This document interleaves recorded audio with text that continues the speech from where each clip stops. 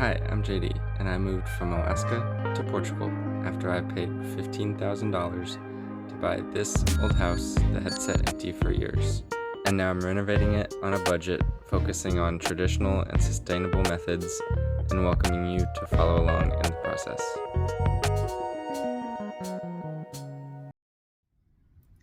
Hi everybody, welcome back. Still here in the bathroom, and I ran into a problem here where I was removing the tiles. All of this part had this coating on top of the bricks and then the cement on top of that, but this section here, for whatever reason, is just straight on the bricks. So it doesn't come off easy, and it is causing a lot of damage to the bricks. You can see even where it looks like it comes off clean, it pulled off like the whole surface of the bricks. So I think I'm gonna hold off on this for a minute till I can figure out some way to get it off without damaging the bricks as much, and go ahead and start plastering these walls. And excuse the wind, it's crazy windy today. So the plan is to kind of switch it around. So I'll put the toilet and sink over here where the bathtub was, and then the shower will be over in this corner. Something that'll help with breathability, since half of what's going to be tiled is brick, which doesn't need to breathe that much. And that'll keep this part over here where the tree is in the neighbor's yard, which is like the only part around the whole house that's not cement. It'll mean it doesn't have to have tile or anything, so it'll be able to breathe better. And here in the framing holes, I've filled it in with concrete chunks to help with the plaster going over it. And so before the plaster, what I'll do is these areas where I've filled it in, I used a pretty rough mixture with like some big rocks and stuff to take up space. So I'll use a finer mixture and kind of fill in all these little smaller holes and gaps, so it doesn't use up so much plaster. And this clay, it doesn't have much sand, so the new mix I've added more sand to it. And then after all that, I'll go over everything with the clay plaster, because I like using that a lot more. And hopefully by then I'll have a solution for all this.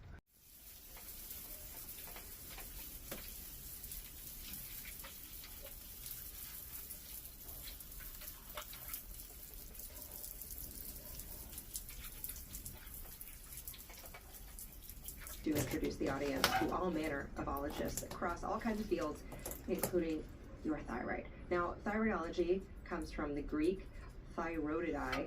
It means shield-shaped, and that refers to the Adam's apple of the throat, which is thyroid cartilage, and then the endocrine gland underneath it that provides hormones that keep your engine running. So let's get to it and figure out just what the hell is happening with that lump in your throat, and if maybe it's making you depressed or cold or tired or sweaty or shaky or hot, when to ask your doctor to check it, how to decipher labs, as well as info on radioactive cats, stress and thyroids, surviving a nuclear bomb, how diet can affect your thyroid flim-flam, and how being on TV might save your life. Please also remember, however, that we can neither diagnose nor treat you, because this is a free audio show. We don't have access to your neck or your blood. Don't be weird about this. Do be excited. So let's hear from surgeon, professor, endocrinology specialist, and thyroidologist, Dr. Kapil Patel.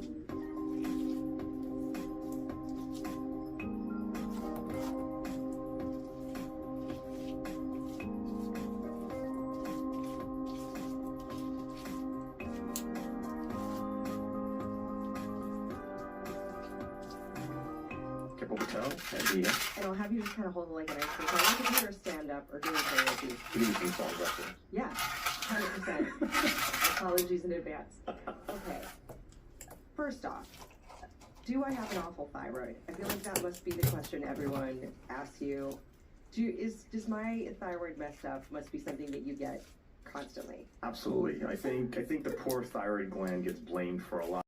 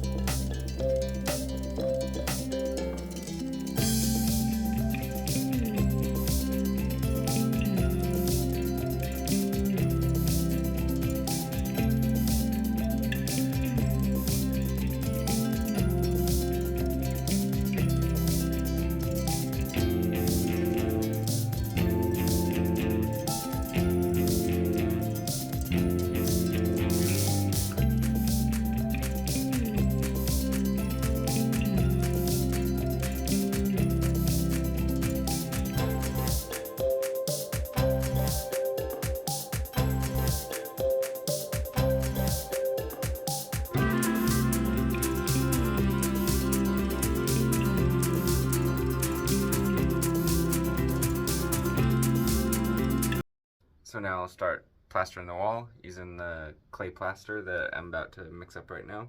And it should be pretty much the same as in the small bedroom. So ranges are wonderful to have just to get an idea of where someone's falling where they should be falling.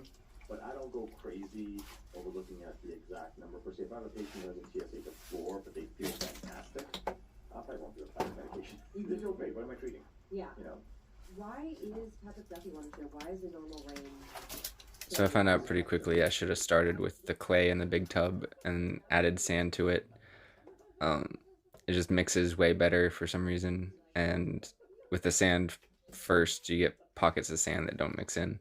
So you'll see in a little bit that I ended up having to take out half and mix them separately, and then mix them back together. You may still be slightly hypothyroid, but your blood work could be in normal. Do people then say, okay, my TSH is normal, let's check the T3, Yeah, you can do that. And all like. And just like before, I'm using a 3-part sand to 1-part clay mix, which is pretty standard. So I had about half a bucket of clay to a bucket and a half of sand. Very loosely measured, still mostly eyeballing it. But that was about all that this big bucket could hold.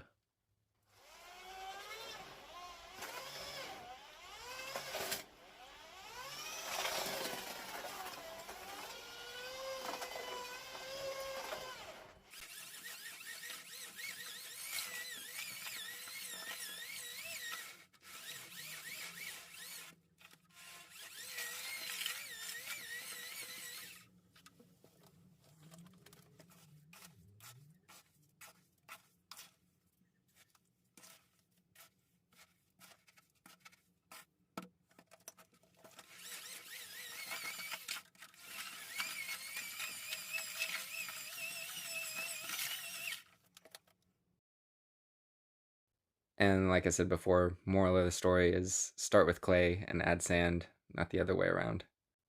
Otherwise, it's a lot more work.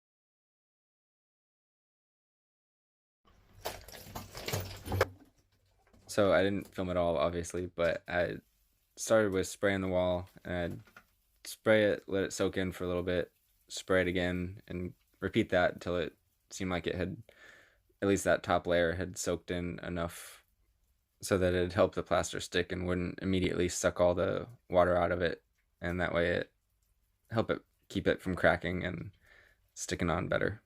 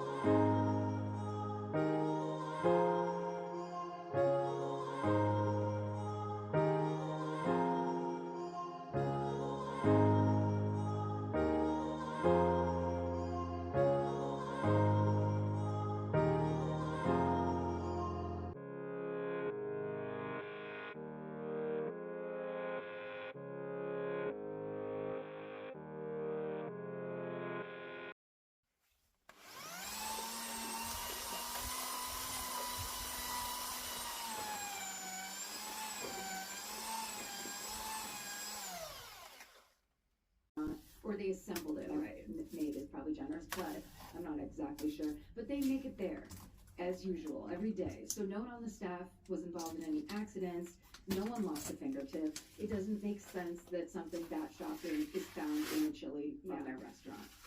But not everyone was in denial. Someone in that restaurant called the police, and the police arrived alongside officials from the Santa Clara County Health Department, led by a health officer named Dr. Marty Fensterscheib. Dr. Fensterscheib, it's 7:30 on a weeknight. He's at home, Ring, ring, ring. real boring, getting ready for bed. Crossword puzzle. Yeah, no, like his life isn't that exciting. Yeah. Then the fucking call of a lifetime comes in. Yep. And he like puts on his hat glasses. Yes. And he says, I've got a feeling that they need my services. His wife puts his cape on and kisses goodbye. Chili? I don't know. Yeah. I could be wrong. I think so. Again, Wendy Heads, let me know. So Dr. Fensterscheib makes a public statement where he reassures anyone who ate the chili in that time frame from this specific Wendy's that they're probably fine, since the fingertip was presumably kept at high enough temperatures to kill bacteria inside the And I chili. just picture him being C and popping it in his mouth. Be like, it's totally fine. He could too. If Aaron Brockovich, then you drink the water. Then Totally. you, if it's so fine, you drink the water. Exactly. You have some chili from yesterday, Marty. So he advises anyone who may have eaten that chili to check in with their doctor just in case. Imagine having to run that press conference. Oh, Just the waves of terrified laughing. oh my god. It's just like Stand By Me at the old pie eating contest. Okay. Now that a public health official is confirming the initial reports, of course, then local and national news picks up on the story. The San Francisco Chronicle actually sends a reporter to the Wendy's in San Jose to interview diners. And one woman who happens to be eating a bowl of chili when No. she's approached by the reporter tells the reporter she'd heard rumors about the finger, but she assumed it was just an urban legend. On news that night. A 4-day-old Yeah. urban legend. That's denial. She liked her She chili. loved. Maybe we just didn't know about Wendy's chili. This one's so good that you'll eat it even after. When you're like, probably not a Yeah. finger though, right? And they took care of it already. Yeah. You know. It's weird that. How did they pull all the chili off the market? I think they were like, there's no way this happened. Okay. So, you know. Yeah.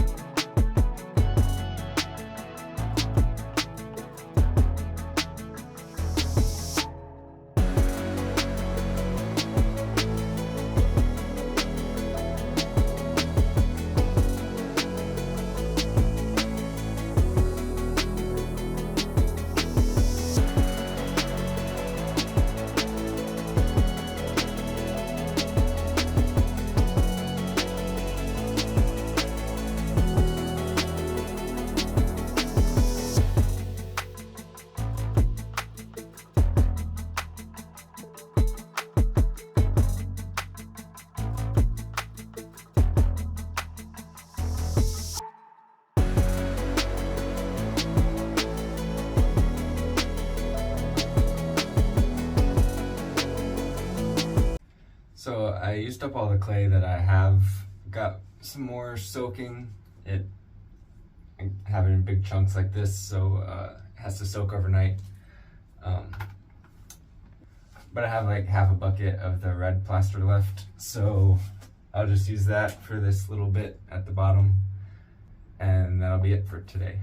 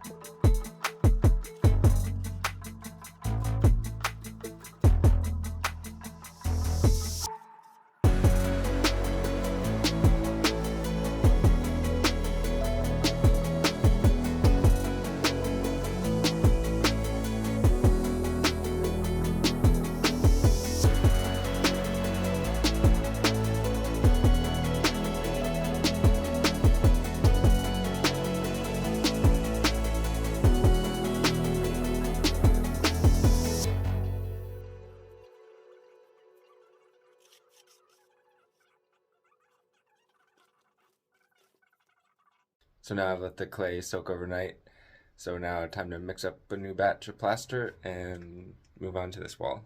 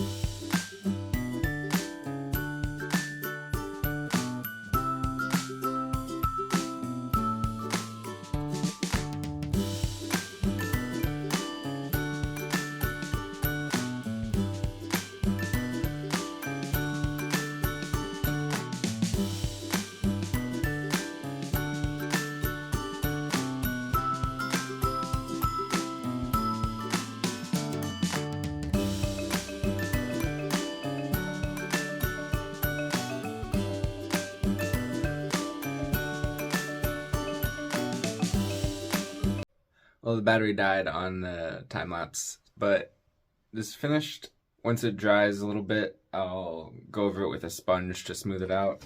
I think because it's winter and it's been so rainy and that it's not drying as fast as the small bedroom, which I let dry too long. You can see it's still pretty soft, so I'll let it harden up another day or two probably, and then go over it with a sponge to smooth it all out. I did kind of use a surprising amount of sand. I think I used about 60 kilos, which works out to about €3.50, and the clay was free, so not too bad price-wise. That's all for this week. Thanks for watching, and I'll see y'all next time. Ciao.